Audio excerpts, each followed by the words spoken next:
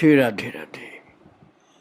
भक्तों, ठाकुर जी की दिव्य प्रकृति का दृश्य भी दिव्य ही होता है। समुद्र की भी अपनी अलग शोभा होती है। श्री क्षेत्र के विस्तृत समुद्र तट पर खड़े होकर जिस किसी ने सूर्योदय का दृश्य देखा है, वो क्या उसे कभी भूल सकता है? समुद्र और आकाश का ये निविड़ आलिंगन और उसके मध्य में प्रसन्न ज्योति का विकास सदा के लिए चित्त पटल पर अंकित हो जाता है। फिर कभी संसार के कर्म कोलाहल पूर्ण जीवन एवं क्लांतिपूर्ण दिनचर्या में वह मधुर स्मृति जीवन के उस क्षण को मधुमय बना देती है। लेकिन ऐसा कितनी बार हो पाता है? क्या कोई ये कह सकेगा कि आकाश अथवा समुद्र को पूर्णता से जान पाया है? अरे, मानस में तुलसीदास जी ने लिखा है कि काकभूषुंडी जी कहते हैं, तुम ही आदि खग मसक प्रजंता, नभ उड़ाही नहीं पावहीं अंता। गरुण जी से कहते हैं, गरुण जी महाराज, आप तो पक्षीराज हो, आप भगवान के वाहन हो, लेकिन फिर भी तुम ही आदि खग मसक प्रजंता, नभ उड़ाही नहीं पावहीं अंता। अरे, छोटे पक्षियों की बात छोड़ो, आप तो पक्षीराज हो, लेकिन आकाश में उड़ते हुए भी आकाश का अंत नहीं पा सकते हो। ऐसे ही आकाश और समुद्र को एक साथ देखने वाला, आकाश अनंत भले समुद्र अनंत नहीं हो, फिर भी उसे अनंत जैसा दिखता है। इसी प्रकार से श्री बाबा जी महाराज अर्थात संत दास जी महाराज की महिमा गुरु कृपा से, भगवत कृपा से और अनेक तपस्या के प्रभाव से पूरी तरह से नहीं समझ में आती कितनी महिमा, क्योंकि संत अनंत होते हैं, भगवान अनंत हैं, भगवान की कथा अनंत है। और हरि अनंत हरि कथा अनंता, कहीं सुनहि बहुविधि सब संता। भगवान और उनकी महिमा अनंत है। इसी प्रकार से जो भगवान की विशेष कृपा का भाजन हो जाता है, उसकी महिमा भी अनंत हो जाती है। और इन जैसे महापुरुष होते हैं, विराट पुरुष भगवान होते हैं, ऐसे महापुरुष के बाह्य व्यवहार का इतना वैशिष्ट था कि जो भी उनके संपर्क में आया वो उनकी ओर प्रबलता से आकर्षित हुआ। उनके शिष्य तथा भक्त आज भी हैं भक्तों, जबकि कितना पहले वो जा चुके हैं, सन 1935। अब तो बहुत समय हो गया। जिन लोगों ने उनके सानिध्य में समय बिताया, उन लोगों के लिए उन दिनों की स्मृति उनके स्मृति कोश की अमूल्य निधि हो गई। श्री भगवान की कथा कहते हुए उनका गदगद भाव, उनकी गंभीर मृदुवाणी, उनकी अपूर्व कर्म प्रणाली, दर्शन शास्त्र के कठिन प्रश्नों का समाधान करने वाली उनकी असाधारण प्रतिभा, भक्ति प्रसंग उठते ही उनके सजल नेत्र, इस प्रकार की उनकी कितनी स्मृतियां उनके जटाजूट मंडित तेज पुंज शिवोपम मूर्ति के साथ हृदय पटल पर और आंखों के सम्मुख उद्भासित हो जाती हैं। उनके विषय में सोचते ही उनकी अपार करुणा की कथा भक्तों को याद आती है, जो कि वह सांसारिक प्राणियों के प्रति रखते थे।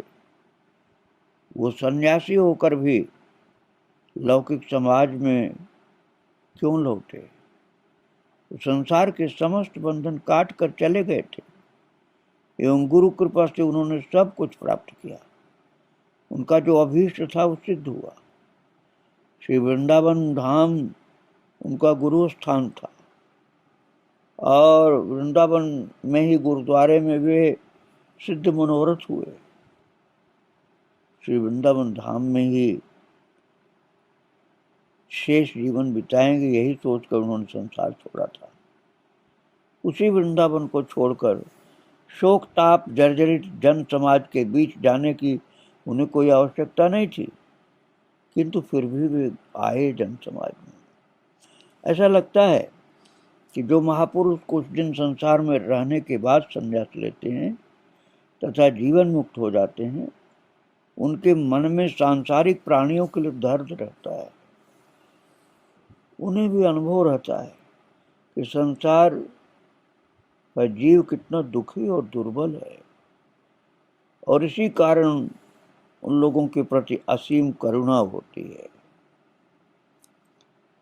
बाबा जी अर्थात संत दास जी महाराज की कृपा धनी दरिद्र ऊंच नीच सभी के ऊपर समान भाव से थी। किसी के दुख की कहानी सुनकर उसके साथ दुखी हो जाना, अपराध होने पर उसे क्षमा कर देना, आज उनकी विशेषताएं उनके शिष्य धनंजय दास काठिया बाबा कहते हैं कि भक्त समाज को याद रहती है। शेष वयस में शरीर वृद्ध होने पर दीक्षा देने पर वे अस्वस्थ हो जाते थे। दीक्षार्थियों की संख्या अधिक होने पर कभी कभी तो दीक्षा दान के बाद वे अवसन्न होकर लेट जाते थे तथा बहुत देर तक उठ नहीं पाते थे। आखिरी दिनों में जब स्वास्थ्य ठीक नहीं रहता था और शरीर से भी दुर्बल हो गए थे, तो संत लोग इस संबंध में आपत्ति करने लगे थे। बाबा का शरीर देखकर संत लोग कहते थे, गुरु भाई लोग सब मिल करके उनसे निवेदन करते थे, बाबा आजकल आपकी तबीयत ठीक नहीं रहती, दुर्बल भी हो गए, दीक्षा देकर आप अवसन्न हो जाते हैं, कभी कभी तो काफी देर तक अवसाद और ताप रहता आपको, ऐसी अवस्था में आप दीक्षा देना बंद कर दीजिए ना। तो बाबा जी महाराज की उस समय जो करुणा विगलित श्री मूर्ति प्रकाशित होती थी, वह भक्तों के हृदय पटल पर अंकित हो जाती थी। वो कहते थे, बाबा फिर ये शरीर है किस लिए? उनका मतलब था कि सब लोग भक्त हो जाएं। जितने समाज में भटके हुए लोग हैं, अज्ञान में पीड़ित हैं, नास्तिकता में भटक रहे हैं, वो सब भगवान के भक्त हो जाएं, इसीलिए दीक्षा देते थे। उनका जो ये कहना होता था कि बाबा फिर ये शरीर है किस लिए, ये उत्तर सुन करके लोग स्तंभित हो जाते थे कि शरीर जब तक है बाबा परमार्थ में लगे रहेंगे। सांसारिक प्राणियों के प्रति उनकी एक करुणा और ममता देख करके फिर शिष्य लोग क्या कहें, चुप हो जाते थे। संसार का समस्त ऐश्वर्य तुच्छ समझकर संसार छोड़ा और फिर से उसी कलुषित जन समाज में आने का रहस्य तथा उद्देश्य उनके कथन में निहित था। बंगाल, बिहार, आसाम और भारत के अन्य राज्यों के 3000 से अधिक नर नारियों ने 16 वर्षों के समय में उनके श्री चरणों का आश्रय ग्रहण किया। श्री सद्गुरु की कृपा से इन लोगों का जीवन धन्य हुआ, बहुतों को आश्रय दिया और बिना कुछ विचार किए सभी को आश्रय दिया। जो भी प्रार्थी होकर आए उनमें अधिकांश को दीक्षा दी। उनमें असहाय, दरिद्र, शिक्षित, अशिक्षित सब तरह के लोग थे। और छोटी जाति के लोगों को भी बाबा ने ऐसे अपनाया जैसे बड़ी जाति के लोगों को। और जिन लोगों को लोग अच्छा नहीं मानते थे, कुछ को तो लोग चरित्रहीन कहते थे, उन लोगों को भी बाबा ने अपने चरणों का आश्रय प्रदान किया। वो बोले सभी लोग भगवान के हैं भाई, सभी सुधारने और भजन करने के अधिकारी, इसलिए सबके ऊपर कृपा होनी चाहिए। तो उनके शिष्य लोग जिनको अयोग्य समझ करके कहते थे बाबा इनकी दीक्षा नहीं होनी चाहिए, तो उन्होंने जो उत्तर दिया वो कहते थे कि भैया भगवान ने मनुष्य इनको बनाया, तो हम कैसे इनको कहें कि अयोग्य हैं। मनुष्य का मतलब हुआ कि वो भक्ति कर सकते हैं, और जिस प्रकार दाता के अन्न पर यथार्थ अधिकार सुरक्षित है, क्षुधित का, जो क्षुधित है, भूखा है, उस पर दाता के अन्न पर उसका अधिकार होता है, उसी प्रकार यदि पापी मनुष्य के हृदय में शुद्ध जीवन लाभ की लालसा पैदा हो तो महापुरुष की कृपा लाभ का पहला अधिकारी वही होता है। एक बार इसी प्रकार किसी दीक्षा प्रार्थी के संबंध में कुछ आपत्ति उन्हें बताई गई थी बाबा को कि दीक्षा के लायक नहीं महाराज जी। कुछ देर नीरव रह करके, शांत रह के, फिर अपने गुरुदेव का प्रसंग कहते हुए उन्होंने सजल नेत्रों से कहा, देख देख मेरे बाबा, मुझे अयोग्य समझ करके लौटाया नहीं, मुझको मेरे बाबा ने मुझे अयोग्य समझ के नहीं लौटाया, और यही याद करके मैं इन्हें नहीं लौटा सकता। और इसके बाद तो कुछ कहना ही व्यर्थ था, बाध्य होकर के चुप हो जाते थे लोग, क्योंकि वो कहते थे मैं भी तो एक पतित जीव था और मुझे मेरे गुरुदेव ने नहीं वापस किया, मैं इनको वापस कैसे करता हूँ। एक बार तो उन्होंने उत्तर दिया,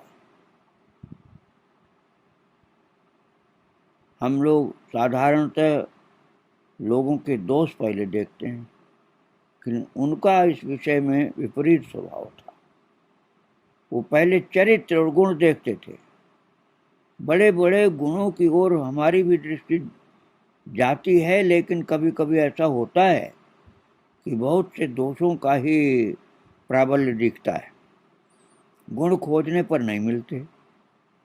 जबकि ये जानते हुए कि मनुष्य में बहुत गुण व बहुत अवगुण सब कुछ होते हैं, कितने के अंदर तो गुण ज़्यादा होते हैं, अवगुण कम होते हैं। गुण अवगुण से मिल करके संसार बना है। इन परिस्थितियों में वो पहले गुण ही देख लेते थे और सैकड़ों दोषों के साथ एक गुण होता है और वो उसे खोज लेते थे, उसको मर्यादा देते तथा शिष्यों को बताते, फिर ये भी कहते देख ये सब उसको मत कहना, अरे उसके अंदर गुण भी हैं, अवगुण क्यों देखते हो सब। एक बार तो एक नए शिष्य के लिए बहुतों ने आपत्ति की कि बाबा इसकी दीक्षा नहीं करो, ये ठीक नहीं है।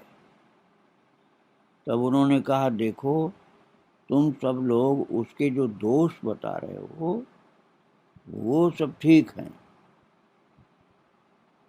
फिर उन्होंने उसके दो एक गुण बताए जो कि उन्होंने देखे ही नहीं, और कहा उसके गुण भी तो हैं, गुण क्यों नहीं देखते उसके? शिष्य होने के योग्य एक लक्षण भी हो तो उसको भगवान का नाम दिया जा सकता है। ये सुन करके सब लोग चुप हो गए। एक बार इसी तरह से भक्तों शिष्य लोगों ने कहा, गुरुदेव हम लोग ये जानना चाहते हैं कि इस व्यक्ति को शिष्य आपने कैसे बनाया। बाबा जी महाराज ने कहा, करुण मुद्रा में कहा था, बाबा क्या तुम लोग नहीं चाहते हो कि जीव शांति लाभ प्राप्त करे? अंततः कुछ समय के लिए तो उसका चित्त भगवान के प्रति उन्मुख हुआ और वो तभी तो प्रार्थी होकर के आया, तो मुझे भी प्रभु के चरणों का भिखारी बना दो, मुझे भी दीक्षा दे दो। ये उसके मन में भगवान के प्रति कुछ भी उन्मुख नहीं होने की बात आती तो दीक्षा के लिए क्यों आता? उसी दान के आधार पर मैंने उसे भगवान नाम दिया है कि इस दान का अधिकारी है, इसलिए उसको प्रभु का नाम दान दिया। नाम की शक्ति अमोघ है, निश्चय ही इस व्यक्ति का उद्धार हो जाएगा। कुछ क्षण नीरव रह करके फिर कहा, इस काल में उनका नाम बहुत ही कम लोग करते हैं। किस प्रेरणा से वशीभूत होकर के भगवान का नाम लूंगा, ऐसी इच्छा लेकर के आया। मैंने भी इसमें शिष्य का एक लक्षण देख करके कि इसकी इच्छा है दीक्षा लेने की, उसे स्वीकार कर लिया। अब वही अपनी वस्तु को शुद्ध कर लेंगे क्योंकि ये भगवान का हो चुका है। दीक्षा दान के समय वो जाति कुल शील यश और बुद्धि कुछ भी नहीं देखते थे बाबा, केवल प्रार्थी का अंतर्मन देखते थे कि इसका क्या सच्चा भाव है दीक्षा का, तो दीक्षा दे देते थे। 12 साल के सुरेश चंद्र मेहता नामक एक श्रद्धास्पद वयोवृद्ध थे। उन्होंने एक बार बताया था कि वहाँ से आसन उठा करके श्री बाबा जी महाराज खुलना होते हुए बागेर झट जाने के लिए एक स्टीमर में चढ़े, तो उस समय एक भद्र मनुष्य स्टीमर पर आकर के दीक्षा के लिए प्रार्थना करने लगा। बाबा जी महाराज अर्थात संत दास काठिया बाबा खुलना होते हुए बागेर हाट जाने के लिए स्टीमर में चढ़े थे और स्टीमर में ही एक आदमी आकर के दीक्षा के लिए प्रार्थना करने लगा बाबा से। तो बाबा ने कहा उसको दीक्षा मिलेगी लेकिन अभी देरी है। फिर अगले वर्ष उनको दीक्षा दिया।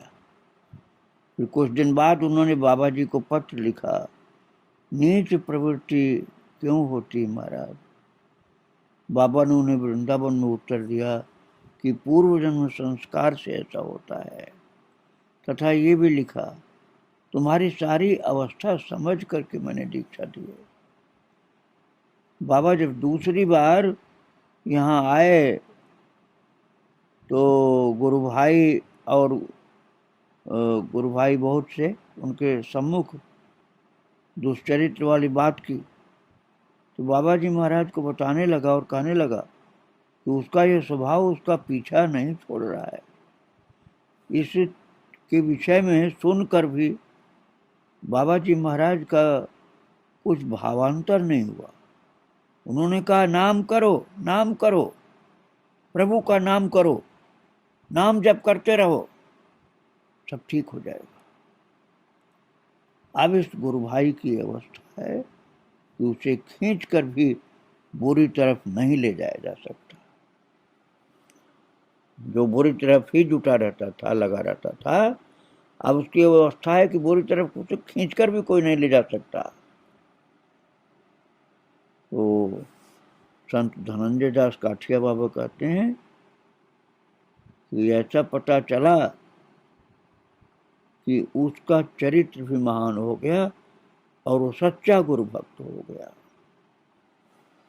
एक बार जब वे श्रीहट्ट जिले के अंतर्गत हबीगंज गए थे तो कहते हैं कि हमारे गुरु भाई एक दिन एक अछूत स्त्री को उनके पास लाए और ये स्त्री दीक्षा लेने के लिए बहुत व्याकुल हो रही थी, लेकिन साहस नहीं हो पा रहा था कि उनके निकट आती हो। तो महाराज जी कहते हैं धनंजय दास जी कि हमारे गुरु भाई ने भीड़ में सुयोग देखकर उस स्त्री की इच्छा बताई। तब बाबा जी महाराज ने उससे घर, कुटुंब, जात याद के विषय में सब प्रश्न पूछे तथा दीक्षा देने के लिए सहमत हो गए। लेकिन उन्होंने हमारे गुरु भाई को डांटा कि उनसे बिना पूछे वो उसके कमरे में क्यों ले गए, कमरे में क्यों ले आए। इस बात के लिए वो कहने लगे कि बिना पूछे नहीं लाना चाहिए इसे, चलो अब तो ले आए, कोई बात नहीं। बाह्य व्यवहार और आचार की रक्षा के लिए ही उन्होंने ऐसा किया। फिर उन्होंने दीक्षा के समय उसे आदर और स्नेह से ग्रहण किया। प्रसन्न भाव से हम लोगों को बताया, बाबा नीच जात होने से क्या होता है। भक्तों, छुआछूत और नीच ऊंच की बात पहले बहुत ज्यादा होती थी, लेकिन बाबा ने कहा भक्तों नीच जाति होने से क्या होता है बाबा, अरे इसका कपाल कितना प्रशस्त है तथा कपाल पर ऋषियों का चिन्ह है। तो महाराज कहते हैं धनंजय दास काठिया बाबा कि हम लोगों ने उसके उन्नत ललाट पर तिलक का चिन्ह देखा, जो पहले हम नहीं देख पाए थे, लेकिन बाबा ने देख लिया था। बोले नीच जात में होने से क्या हुआ, देखो इसका ललाट और उसके ललाट पर चिन्ह देखो, ये ऋषि का चिन्ह है। इस प्रकार की घटनाएं अनेक बार हम लोगों ने देखी। किसी को आपत्ति करने पर वो कहा करते थे, अरे सभी भगवान के जन हैं, उनकी आराधना का सभी को अधिकार है। जब भगवान के जन है तो भगवान की आराधना क्यों नहीं कर सकते। नीच जाति का होने पर भी यदि कोई भक्ति पूर्वक, श्रद्धा पूर्वक उनकी आराधना करता है तो उसे अवश्य परम गति मिलेगी। इस प्रकार उनकी कृपा सभी प्राणियों के ऊपर थी। वो केवल दीक्षा ही नहीं देते थे, वरन गरीब होने पर मस्तक मुंडन का पैसा भी देते थे कि जा मुंडन कराना है ना, पैसा नहीं तेरे पास, पैसा ले मुझसे ले जा, मुंडन करा और फिर उसके बाद दीक्षा ले। तो दीक्षा दान के समय पहनने का कपड़ा जो उसके पास नया नहीं हो तो बाबा नया कपड़ा भी दे देते थे और कहते थे कि तुम्हारे पास नया कपड़ा नहीं तो लो नया कपड़ा लो, दीक्षा लो। महाराज इस प्रकार से दयालुता हृदय में उनकी प्रकट थी कि अधिक से अधिक जीव भगवान के चरण में पहुंच जाएं, प्रभु की भक्ति करें और मनुष्य जीवन को सार्थक कर लें। इसी कार्य में बाबा लगे रहते थे। कहते थे ये अवसर इनको मिला है कि भक्ति कर लें, फिर एक अवसर पता नहीं मिले कि न मिले, इसलिए इनको वापस हम नहीं कर सकते हैं। बाबा का बड़ा उदार दिल था भक्तों, जिनके विषय में लोग कहते थे दीक्षा के लायक नहीं, बाबा उसको भी स्वीकार कर लेते थे। उनके उदार चरित्र की चर्चा मैं फिर आगे करूंगा। आज बाबा को प्रणाम करके यहीं विराम दे रहा हूँ। श्री राधे राधे, जय श्री राधे।